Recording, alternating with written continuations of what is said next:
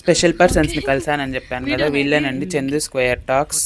అదే మన చిన్నక్క పెద్దక్క ఎంత బాగా మాట్లాడారో అసలు తెలియని. ఫోటో ఈ టైం ఇలాగా కోనేరు మొత్తం తిరుగుతాను, అది మీకు అందరికీ చూపిస్తాడు దీపక్. వీడియో దీపక్ ఎందుకు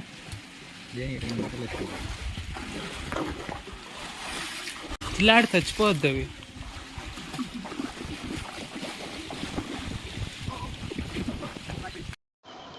ఇంకా పైకి వెళ్ళడానికైతే అదే గర్భగుడికి వెళ్ళడానికైతే స్టెప్స్ ఇక్కడి నుంచి స్టార్ట్ అవుతాయి. అటు పక్కనే కళ్యాణ కట్టు ఉంటుంది.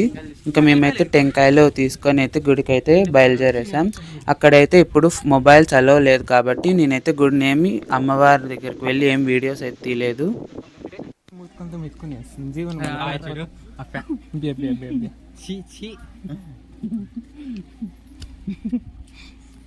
ఇక్కడైతే అమ్మవారు గుండెను తన ఖడ్గంతో 2 భాగాలుగా చేసిన దృశ్యాన్ని మీరు చూడొచ్చు.